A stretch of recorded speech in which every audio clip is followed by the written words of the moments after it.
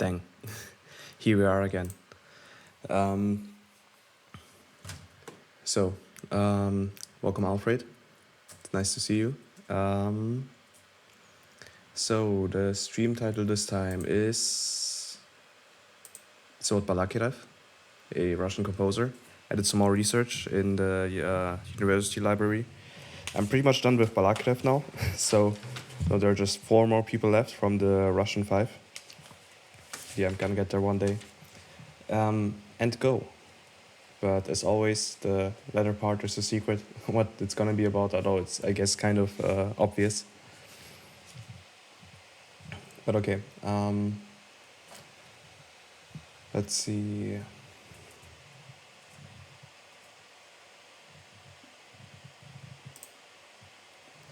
Of course, the stick bugging is a pretty much a prerequisite of the stream. You can't have a stream without stick bugs. Here we go. Oh no. This one wasn't on purpose. I'm doing well. Hope you too. I heard you got a lot of homework right away at the start of university. Was it university? It was, right? Not high school. I'm not thinking of high school. Actually, you wrote a comment, but no, it doesn't say if it was university or high school. There we go, university. Okay, I knew it was university. I hope you managed to get the homework done well. As a quick side note, this one, we aren't going to go through that one again. We actually forgot to go through these, by the way. But these aren't too interesting. I guess the only interesting one would be Kolat, which is set in Russia but has songs, but the songs don't have Russian lyrics, but English and Bulgarian ones, which is kind of a bit random. But yeah, this is going to go live in 4 hours. And I'm also going to post it on Reddit and stuff. And yeah, we'll see if people will like this, I guess. All are done in time. Okay, that's good to know. I still have to finish my homework as well. My I guess semester break homework. Like I still have to make a sound collage. That's about 3 minutes long. About the theme is your perfect day, so you gotta tell your perfect day through sounds, pretty much. And well, you can also narrate stuff and such, but I think I want to just concentrate on sounds. Okay, and of course my bachelor's paper, which I've actually managed to start. I have two of 30 pages done, so that's good. Spreadsheet texts are pretty small for my window. It's just zooming them. Oh yeah, I should probably do it next time. I mean, I'm not going to go through them again, but next time I do something like spreadsheet related, I'm going to keep that in mind. Probably zoom in here as well. So as I mentioned last time, I am researching the Big Five. What are they called? They have multiple different names. In German, there's also das mächtige Häuflein and stuff. Oh well. But yeah, the 5. Okay. Maybe it's just the 5. And Mili Balakirew was part of the 5, the group of 5 big Russian composers, most of which are well known. We have Balakirew here, Borodin, Mussorgsky, and Rimsky-Korsakov, and then there's Kiwi, who I've never heard of. Rip Kiwi. Here he is, Caesar Kiwi. Of course, there are more that weren't part of the group, like Linka, who came right before the group. He died around the time the group was pretty much official. Before all of the people in the group joined, but which was marked as the start of the group. And yeah.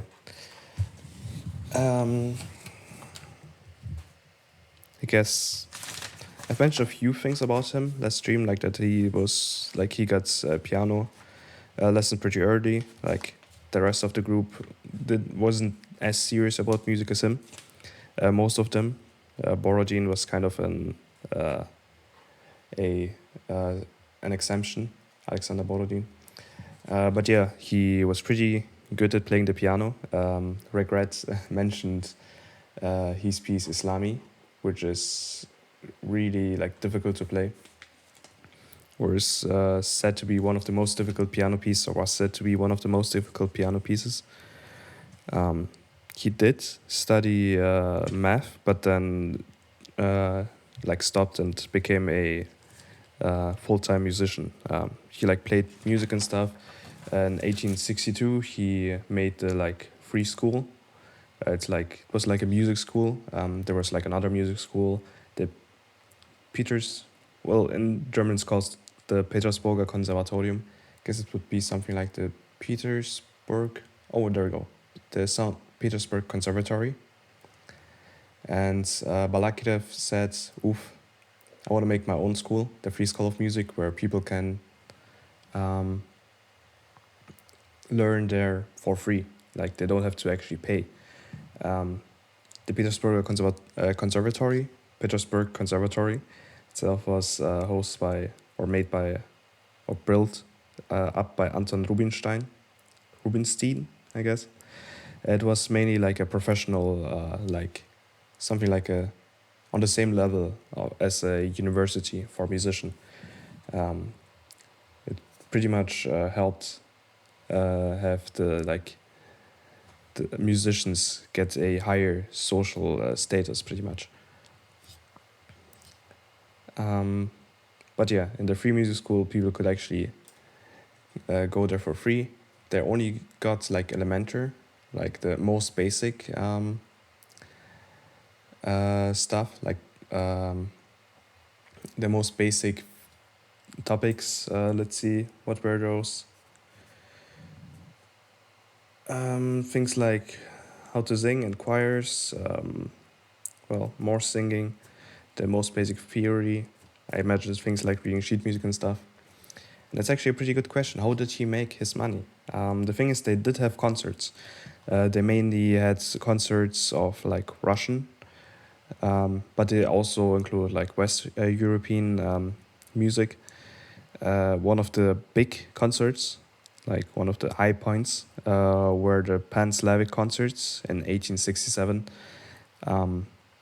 where there was like a congress of all the high people or important people from Slavic nations, and they played on that Pan-Slavic concert. They only played like music by Slavic composers, and including music by those 5 people, like Baradin, Curie, Modest, Mussorgsky, Kosakov, and of course Balakirew.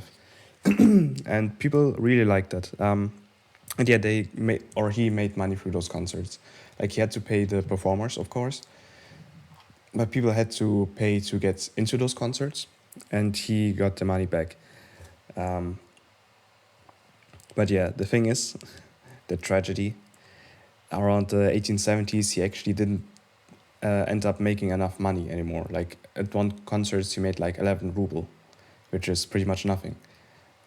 So, like not 11 ruble, like in total, but he after paying all the instrumentalists, he got 11 ruble, which was not enough. He actually had to ask one of his friends for money every now and then.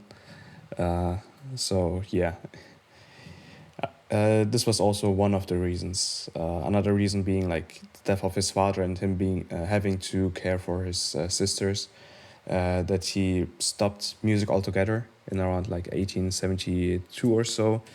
He where did he go? Wait, he went somewhere. He pretty much just broke up contacts with like everyone. He stopped making music. He became a it's like a male and what's that other term? Let's see. 1872. railway clerk in Warsaw is what he became.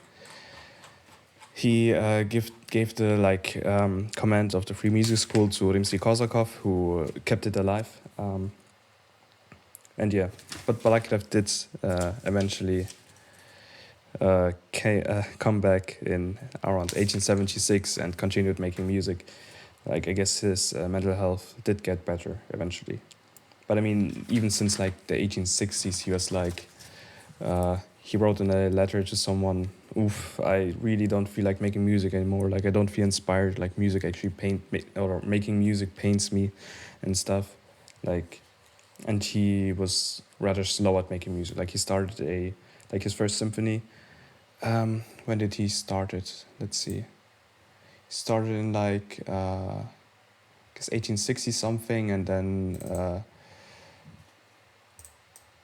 in 1864, I guess, and he completed it 1897. So yeah, he's not really well known apparently. According to the BBC, biography of him or description of him, he isn't really known as a composer like for his works, but rather as someone who had a big influence on Russian music. Like, people like Borodin, Mussorgsky, and Rimsky-Korsakov are way more well known than Balakirev, even though Balakirev is said to be the leader of this group of five composers. Like, he inspired those four to become like serious composers. Like I mentioned in the last stream, like Borodin was a chemist. Curie was a military engineer, engineer general, I guess, in English. What was Mussorgsky? I think he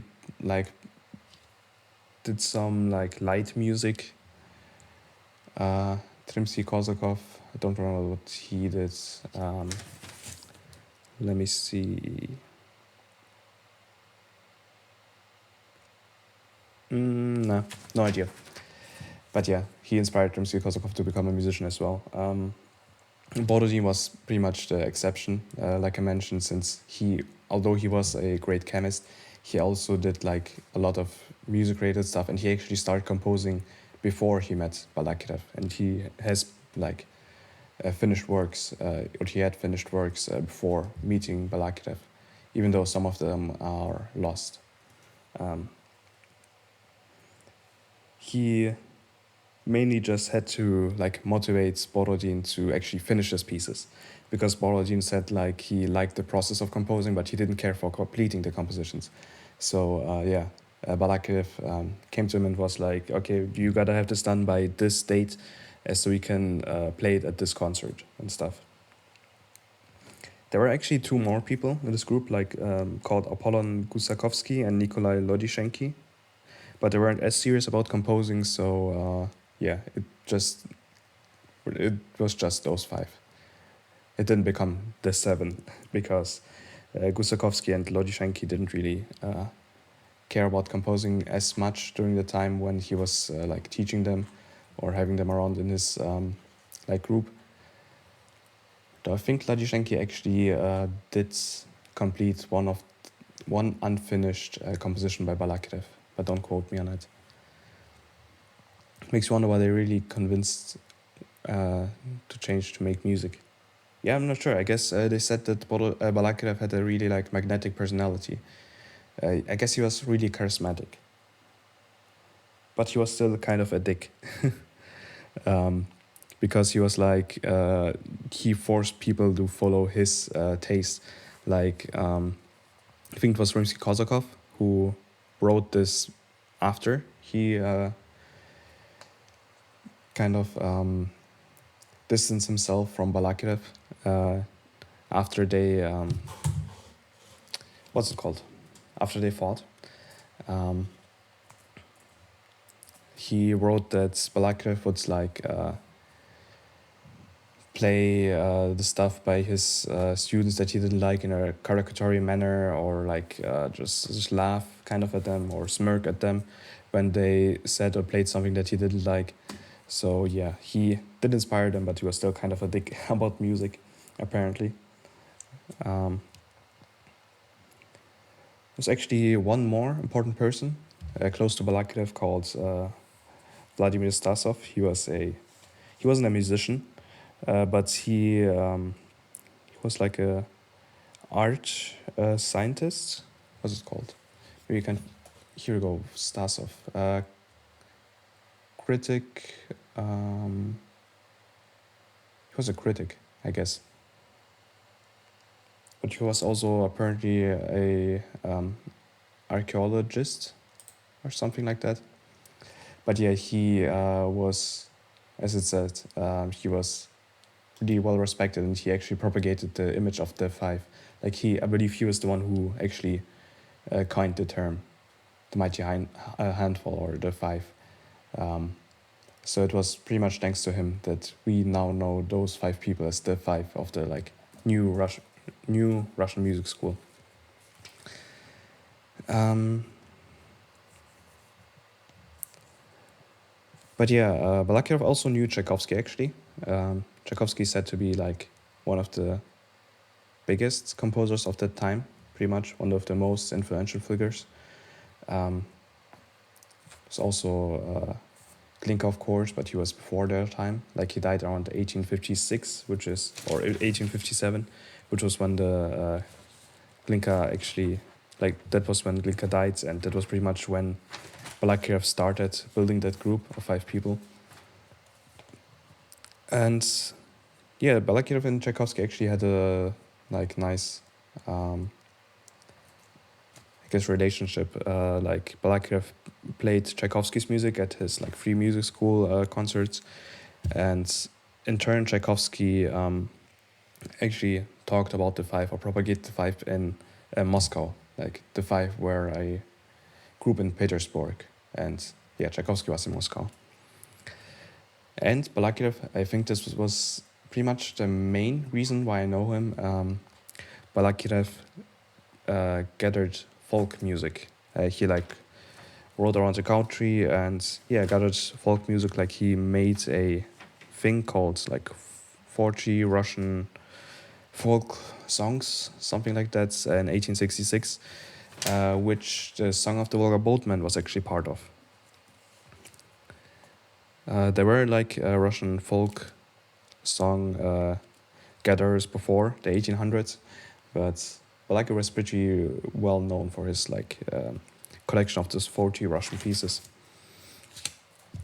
I also listened to some of his music because I guess it would be kind of weird to learn something about a composer, but then not listen to their music. I have to admit, I didn't like a lot of his pieces that I did listen to. They weren't quite my thing, but he does have a few that I really liked. I didn't listen to the Second Symphony, so maybe I should one day. His First Symphony I listened to. I actually liked the scherzo, which is pretty surprising, considering that I usually don't like scherzos. But I guess Balakirev's scherzo does have something that I like. And my favorite part from the First Symphony is definitely the Andante. There's actually like another video where the description said Andante and then must hear. Like it's the main event of this whole symphony. And I kind of agree, like the main melody is really nice. And it gets like repeated over and over through the different instruments. And yeah, I kind of really like it. I mean, his music isn't copyrighted anymore since he has been dead for like 100 years. But this recording is probably copyrighted. Yeah, as you can see. Actually licensed through Naxos. Okay. I'm going to play like 10 seconds and hope that it doesn't copyright strike me. Wish me luck. It starts at around here with the like melody and the, I think it's a clarinet or a oboe.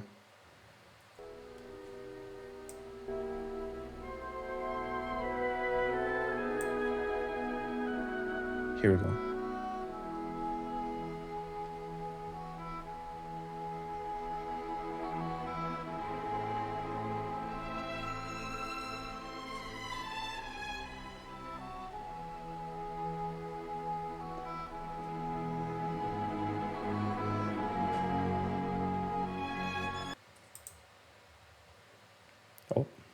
Okay, to the reloading thing. I guess this is the best place to stop anyways. So yeah, I really like this melody, personally. The other thing that I really like is his impromptu with the violin, piano violin duet. He's actually one, played by an 8-year-old, who is really awesome. Like, just gotta show this one real quick. But yeah, I can recommend listening to the whole Andante piece. It's really nice. Or Andante section. Okay. This one I really liked as well. I'm going to play like 20 seconds of this.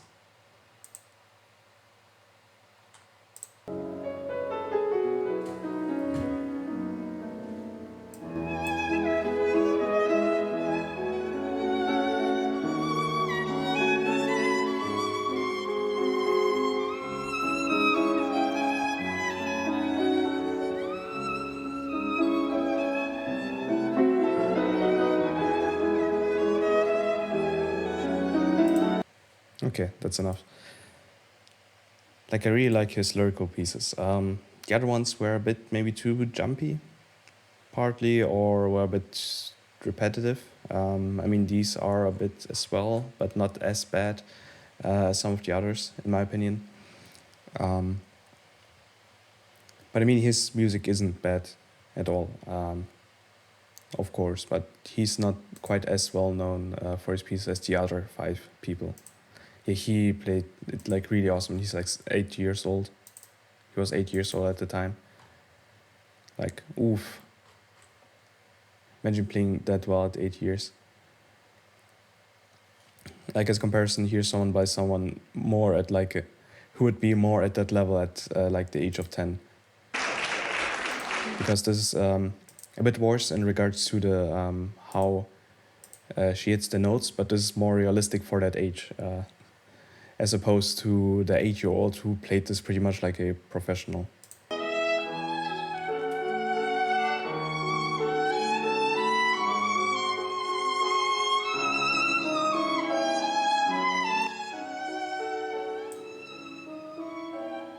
Still pretty good, of course.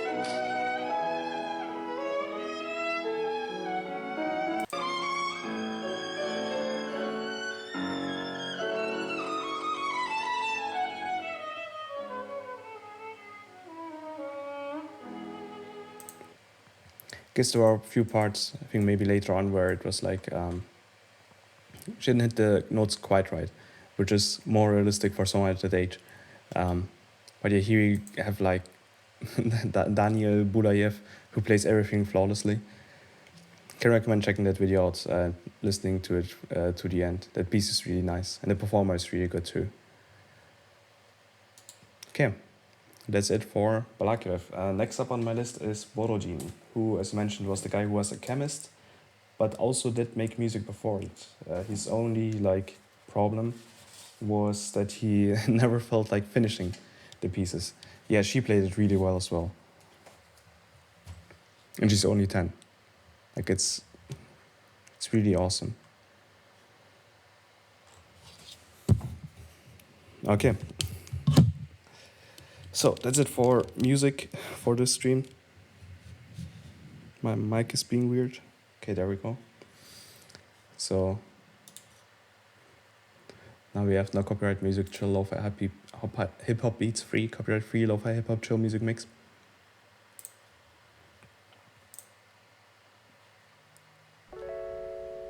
Let's see.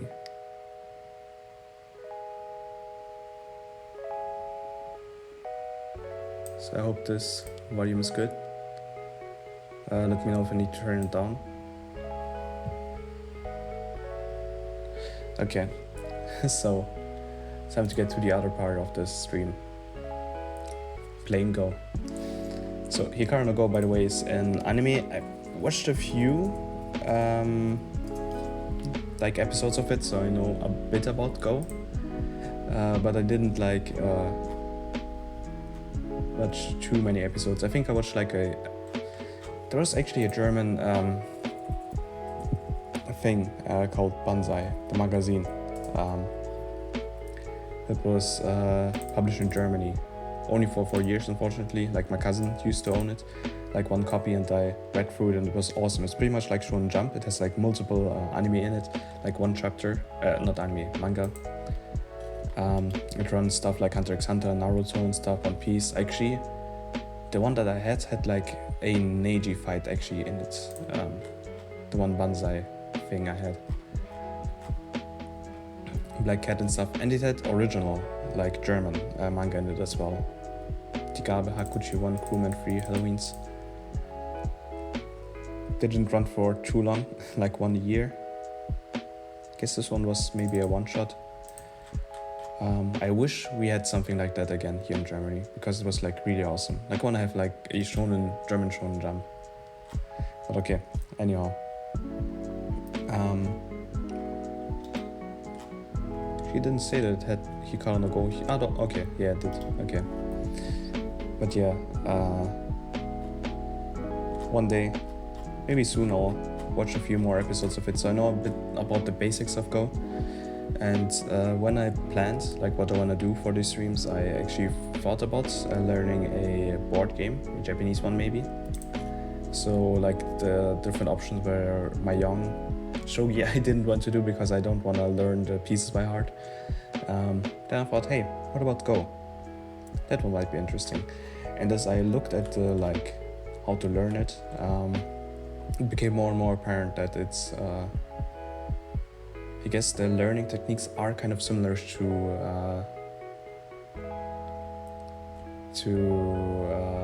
chess. What is this Hikaru no Go? Yeah, I should probably explain.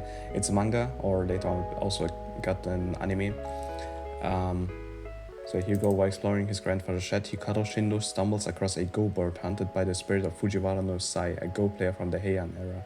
Sai wishes to play Go again, having not been able to since the late Edo period, when his ghost appeared to Hinobu Shusaku, a top Go player of the period.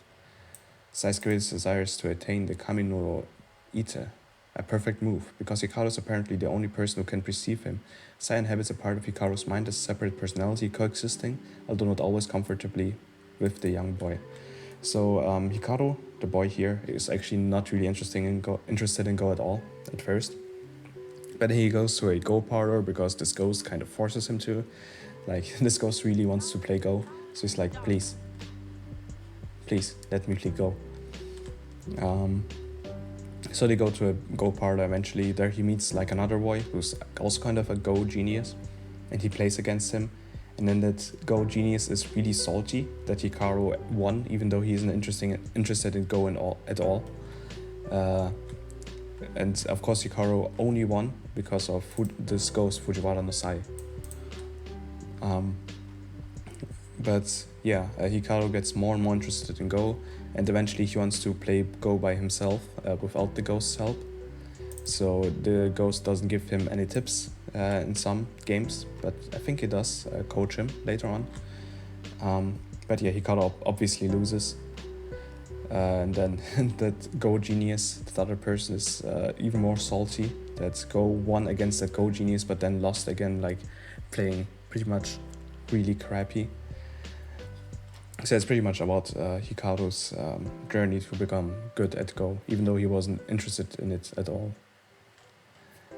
Yeah, it's pretty interesting. It's like pretty much a sports manga, you could say, even though it's like board game sports.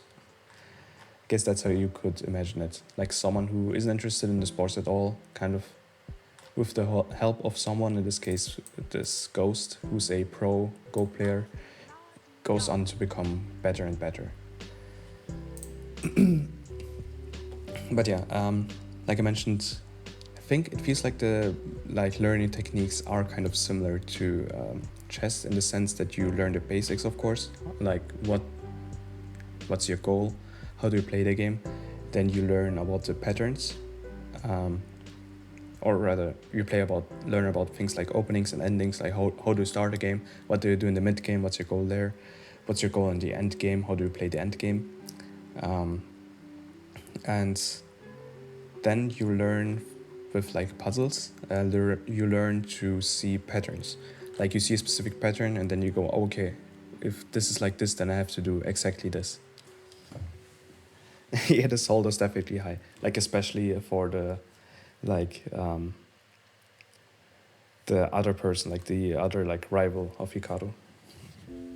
But yeah, I only watched about 10 episodes or so.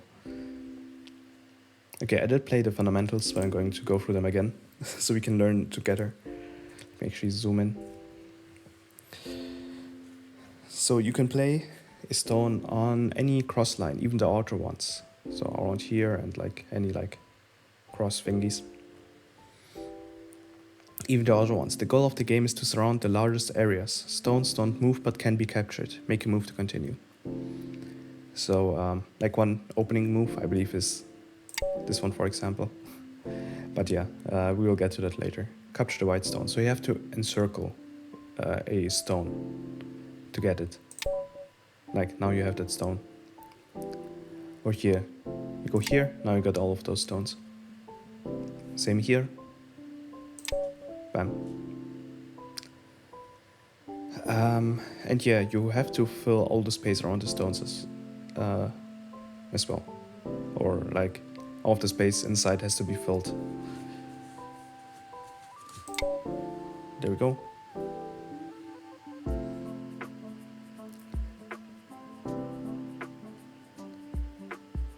So I think I have to play this. Yeah. So you can't play here because it would be a suicidal move, which is an illegal move. Like if he were to play here, it would automatically capture all of his stones, so he has to play something outside. So capture the white stones before white can form two eyes. So two eyes is pretty much if he plays a thing here. Because then I can play a black piece in here or in here. That makes you demonstrate. So now in this situation, I can play a stone in here because it would be a suicidal move. I wouldn't capture all of this if I played here because this place is still empty, this space. So these are all dead stones pretty much. Like you can't do anything with this anymore. I can't capture them, they're just there, they just exist. So yeah, same for here. I can play a stone here because it would be immediately captured because it's surrounded, and I wouldn't capture all of these white stones because there's still one space free. So to avoid this, I have to play in the middle myself.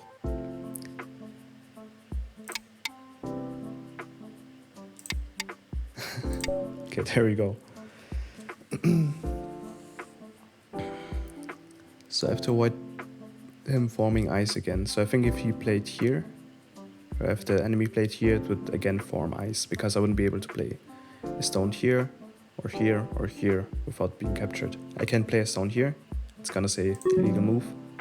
He's suicidal, because it is surrounded by enemy stones, so it would immediately get captured.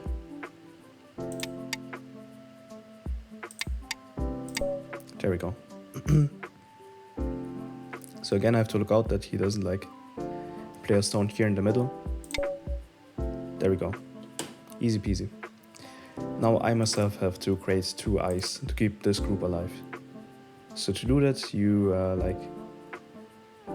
again have to play here in the middle, because he can't play a stone here then, because it's gonna get captured automatically because it's surrounded by black stones. He won't be able to play a stone here because again it's going to be surrounded by black stones and get captured automatically. And I guess again, forming ice, I guess it's kind of like free ice, maybe.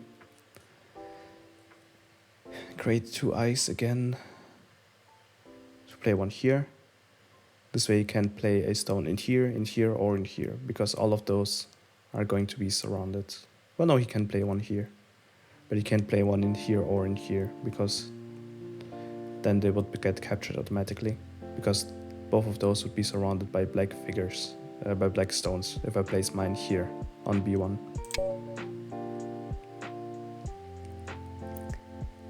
Empty space is completely surrounded by your stones, is called territory. Protect your territory from white. So this, I think I still have to like figure out a bit.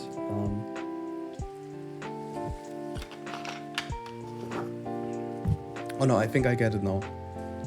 So I place a stone here, like this is the right answer, placing it here on H6. Then he technically doesn't get anything from placing any stones in here because they're going to be surrounded by black stones no matter what. So I'm going to own all of this space pretty much, because this space is surrounded by black stones. Okay, when you don't think there are any more good moves to make to end the game, both players pass their turn, this game is finished, click pass to end it. Okay, I have no idea why it's finished yet, but I assume it's going to be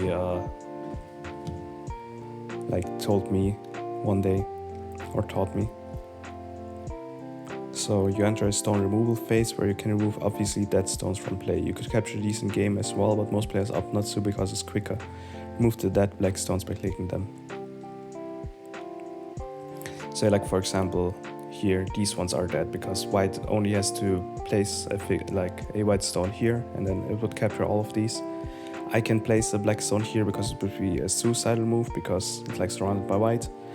So to save time, white didn't even place a stone here because they're obviously dead anyways. Like he could capture them at any time and black can't do anything about it. That was a loud beep. You could play anywhere, but a good general strategy is to focus on the corners first, then sides, then the middle. Play a stone in the upper right corner. Okay, yeah, I didn't get this far yet. I only played the fundamentals, so from this point onward, it's all news to me. So like I said, I think I saw this being like a good starting move. Go can be played on any size board, but most common are 9x9, which you should start on. 13x13, and the most popular 19x90 play on the right side of the board, not in a corner. So on here. Oh no, this is still right. Okay. Ooh, there's the 19x19 board. You will notice that there are several circles on the board. These are called star points. I guess these thingies here. They're like big circles. These are not particularly special. They are just useful for orienting yourself with the board. Play on a star point. There we go. This zigzag pattern is called a ladder. Capture the white stones by continuing the ladder. Oh, okay, I messed up. Okay, it wants to go into like an infinite zigzag pattern. Okay, I get it.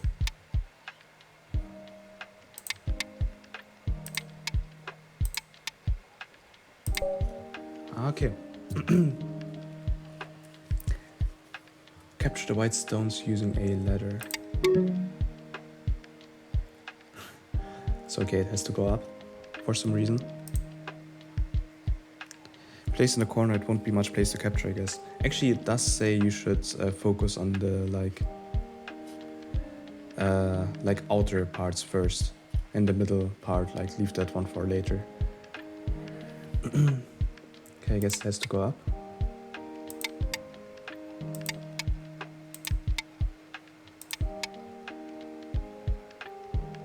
What now? Oh, okay, now just capture. Stones in the path of a ladder, break the ladder, stay alive.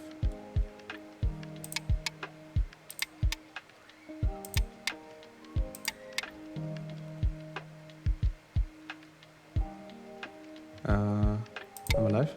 Oh, okay, guess I did it.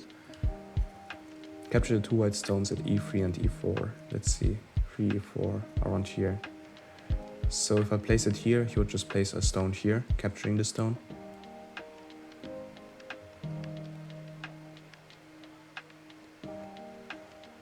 So I guess I place it here. Nope. Did I place it here?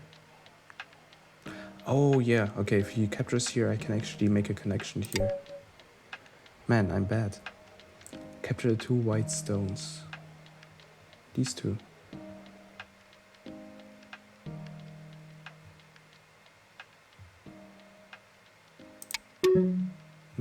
Okay.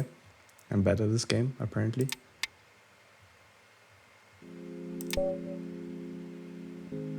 F3. What?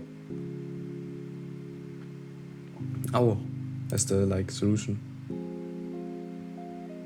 Wait, which were you on? On this one. Is my stream delay that big? Let me actually check my settings.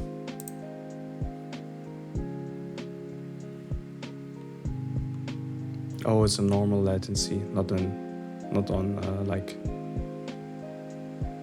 small latency. Dang, I forgot to put it on like on smaller latency.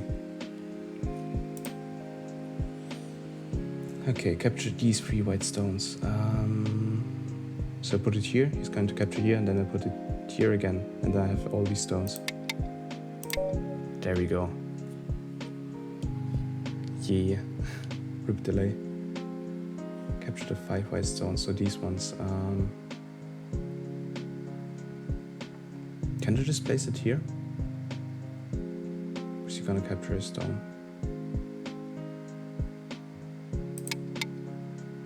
I can, okay. Yeah, I can change it while it's still going, unfortunately. I would have to stop the stream and then start anew. Actually, maybe I should, because, you know, this is like a more interactive thing where you can help me figure stuff out. So yeah, I will be back in a second. Maybe it will like split the stream in 2, I have no idea. We will see.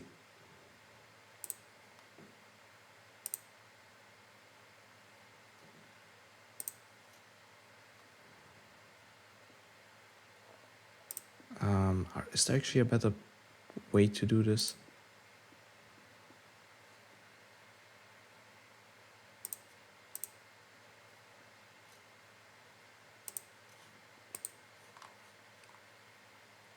Don't think there is. I actually have to stop the stream.